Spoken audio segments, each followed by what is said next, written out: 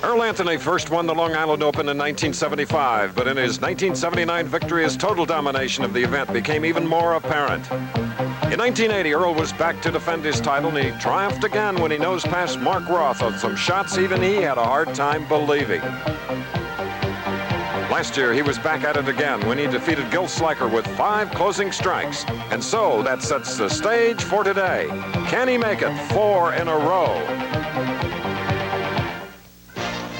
ABC Sports presents live, celebrating our 20th anniversary. It's the Professional Bowlers Tour. Today, the Long Island Open, where these 5 bowlers will compete. Our tournament leader seeking an unprecedented 4th straight Long Island Open from Dublin, California, Earl Anthony. In second place from Indianapolis, Indiana, an 8-time winner in the tour, Wayne Webb. In third place, the winner of 4 PBA events from Roseville, California, Steve Cook. In fourth place, one of the hottest young players on tour from Florissant, Missouri, Pete Weber. In fifth place, the holder of 15 PBA titles from Manalapan, New Jersey, veteran John Petraglia. That's our field today on the Professional Bowlers Tour. Yes, today we're in the greater metropolitan area of New York City, whose lower Manhattan skyline is a citadel of industry and commerce not far away. New York Harbor, America's most recognizable landmarks. And in the midst of all the concrete avenues, an emerald gem, Central Park. But this week's stop on the PBT is far away from all that hustle and bustle of the city. In fact, we're 30 miles away from that scene here at the Garden City Bowl. The $100,000 Long Island Open. And hello again, ladies and gentlemen. I'm Chris Schenkel. We've been coming here since 1963, and in that span of time, we have never heard or seen more enthusiastic fans. And today, with this strong field, they'll really cut loose, I'm sure. In the field, we have 3 left-handers. We have 1 non-winner in Pete Weber, one of the 2 righties. But in the left-hander department, we have the incredible Earl Anthony. And my colleague, a right-hander, Nelson Burton Jr., is with Earl right now. Bo? Thank you, Chris. In 7 years that Earl Anthony has competed in this tournament, he's only lost 1 game on the championship pair. And Earl, why do you bowl so well at Garden City? I think, Bo, it must be because the lanes just kind of fit my style of play. The adjustments that I make on the lanes seem to work very well. As I go across pair to pair, they seem to kind of fit my game as I make my adjustments. My carry seems to be a little bit better than the other players, and if you can get the corners out a little better, normally you're going to be on top. When you say adjustments, Earl, let's say you go in the nose, what would you move, right, left? What works for you in this particular center? Garden City, it's really kind of difficult to move out of a playable area. By a playable area, it's the area on the lane that you seem to be able to get to the pocket to most consistently across the center. And for me, I have to stay in that one playable area, whether it's between the first and second arrow, between the second and third arrow, wherever it might be that year, and make my adjustments by either spotting farther down the lane or closer to me to either delay the roll or make it roll a little sooner, depending on the particular pair, how much oil there is in the first part of the lane, how hard the ball is breaking on the back end. All right, thank you, Earl. And Chris, in 90 minutes, we'll know if he can win title number 4 in a row. And here in Garden City, we show you the 1982 leading money winners. Of course, Earl Anthony, $67,390. Art Trask, Charlie Tapp, Debbie Troop, Mal Acosta. Earl Anthony now in the final match for the championship, going against Steve Cook. And 241 to 226, the margin of victory for Steve Cook over Wayne Webb in a most unusual match. What'll this one be like, Bo? Chris, Earl Anthony has never defeated Steve Cook, in my recollection, for a title match. Cook has been very tough on Anthony. He beat him 234 to 184 the first time they bowled, and the last time they bowled, Steve Cook beat Anthony 229 to 180. Let's see what happens this time. Nobody keeps Anthony down forever. Let's see if Cook can maintain, though, his superiority in championship rounds. Shooting first on the left lane.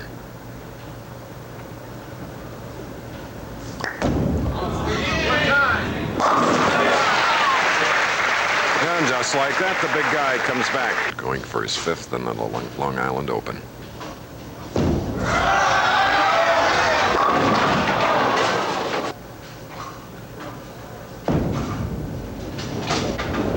And as his wife Susie looks on, the ball did come up to get the 7th pin as we profile the stroke. 5-step delivery, steady head, everything in position for Earl Anthony. Slightly bent arm, pushes the ball to the target instead of throwing it.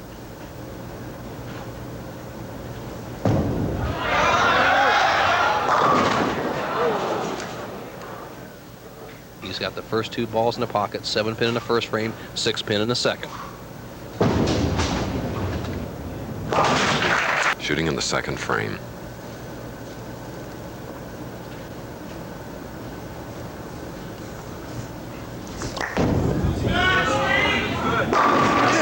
So in our all left-handed final, Cook has doubled.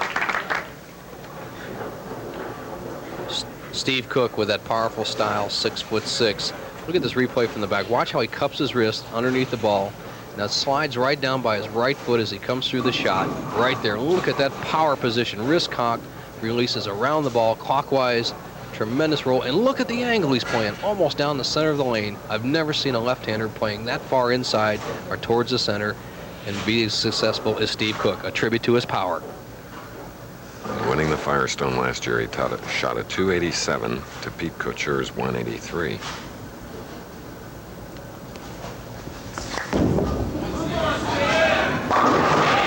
And now he is open with 3 in a row.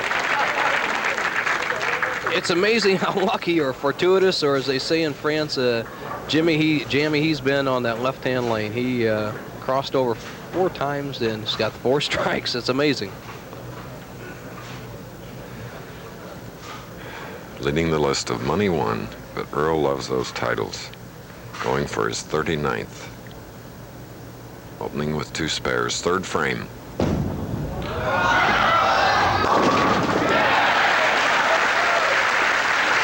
Hoping for a double, shooting on the left lane.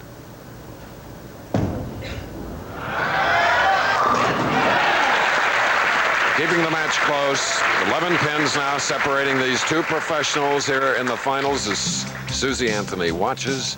We're going to leave the Garden City bowl lanes for a moment, but then we'll be back.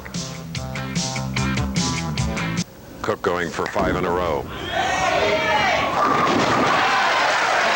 In the 4th frame while we were away, he had another, his 5th crossover strike, and now he has strung 5 in a row going against the unparalleled Earl Anthony, who has a double up now, shooting in the 5th frame, Bo. Earl shaking his head. Cook getting a double, crossing over in the 3rd and 4th frame, and it was the big shots against in the last match. He crossed over 3 times to win that match, so things are going Cook's way, but Anthony's tough.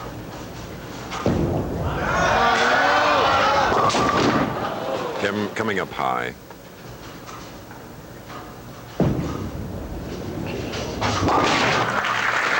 Machine-like Earl Anthony. We asked him why he bowls so well in this championship pair here at Garden City. I think the reason I do well on 21 and 22, or have done well over the years, is the fact that I seem to carry better in that particular pair. And the reason for that is my ball goes into a good roll and it breaks at the right point in the lane to strike. Except for on lane 22. That's the only lane I've had problem with over the years. That's why I normally will start on 22 and finish on 21 in the championship round. Earl now shooting on 21.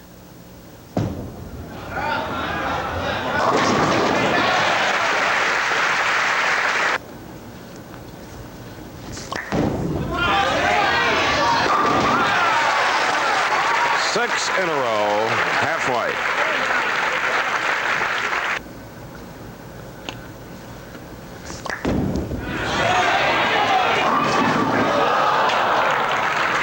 And the middle pin.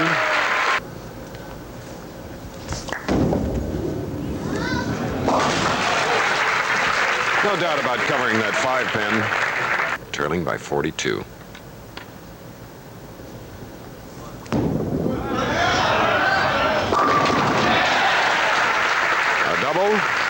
Lead has been cut to 32. 3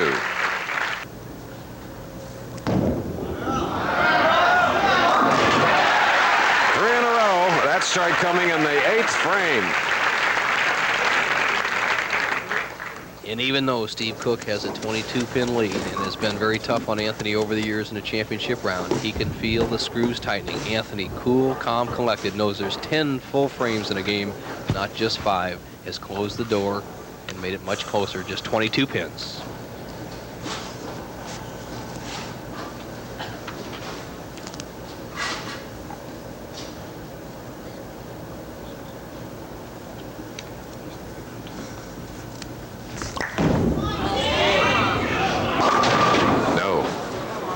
least I didn't go Brooklyn. Leaving the 1-3.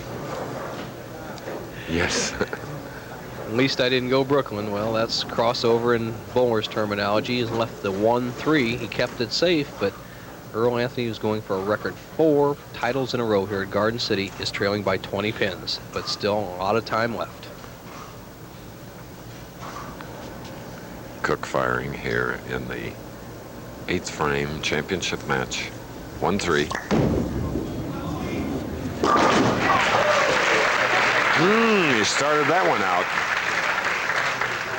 Nevertheless, it's a spare, as you see, in the 8th, and the 20-pin lead by Cook, getting ready now to shoot in the 9th. Cook going at a 2:47 pace with 2 frames left. Earl Anthony, a possible 2:57. 2 frames can be a long way. I told you we had a strong field today, and it's been proven. Weber winning the first, Pete Weber, 227 to 203. Cook defeating Weber, 237 to 235. Cook over Wayne Webb, 241 to 226.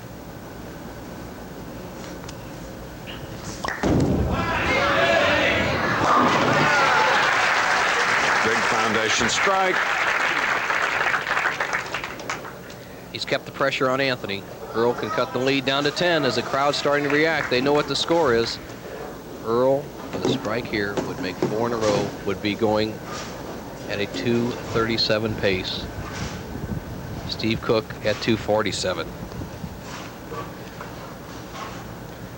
Earl on this shot taking more time.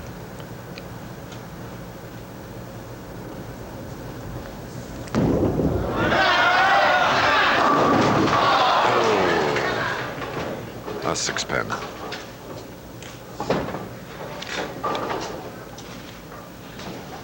The lane on this pair that he says gives him the most trouble, lane 22, just let him down. He went solid and a little high in the pocket, left the 6-pin, could have tripped it out with a 3, but the best Earl can shoot now is just 236.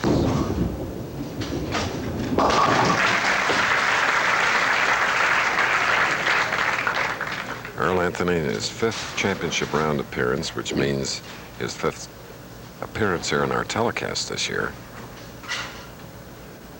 Earl must strike. In order to win this event, Earl needs to strike in the 10th and 11th and would hope that Steve Cook would get it open. So he's in a position where he has to strike no matter what.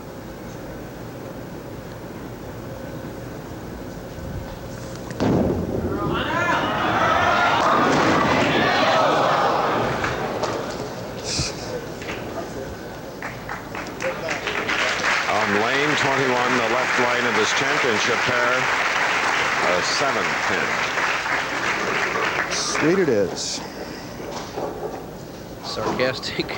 Sarcastic remark by Earl Anthony. He has just not had a break at all. Every ball in the pocket except one.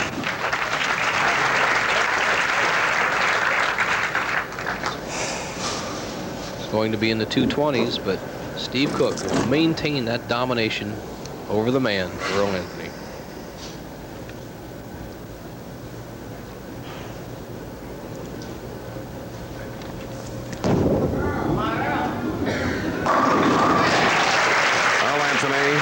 Shooting a 225 against the Archer. Needs 5 pins to win the Long Island Open. Gets twice as many to win his 5th PBA title in as many years of professional, and the smile tells the story of winning 13,000 and the championship trophy. That is out of your bone. We'll be back.